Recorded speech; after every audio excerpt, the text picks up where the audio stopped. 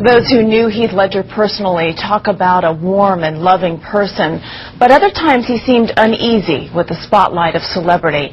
Tonight, a more candid look now at Heath Ledger. CBS 2's Scott Rappaport spoke one-on-one with him back in December of 2005.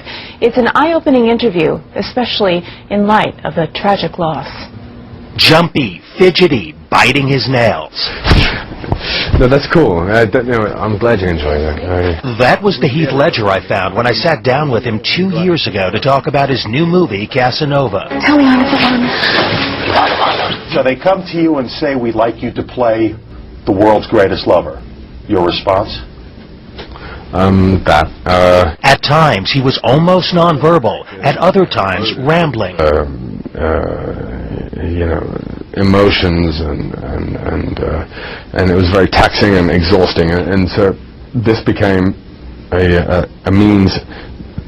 tool of unwinding from the experiences that had wound me up so tightly. He appeared uncomfortable that day, confined, twitchy. Oh, yeah? He told me he'd been drinking red wine. There was a bottle of it in our interview room. Yeah? It was 3 p.m. Well, that's cool. When this thing grabs hold of us again. At the time, he'd been riding high for his critically acclaimed performance in Brokeback Mountain. So shooting Casanova with Sienna Miller and Oliver Platt in Venice, he said, was almost like a working holiday. You couldn't have picked a good place to go, though, right? I know.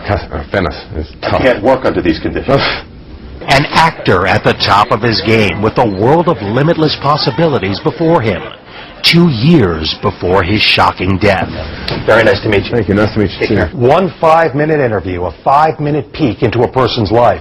You know, there's no escaping how jumpy and jittery Heath was when we talked. Perhaps a reason for that, a chronic lack of sleep, could account for his restlessness. Heath told the New York Times back in November he suffered from insomnia. He said he'd recently tried a sleeping pill which didn't work, so he took some more.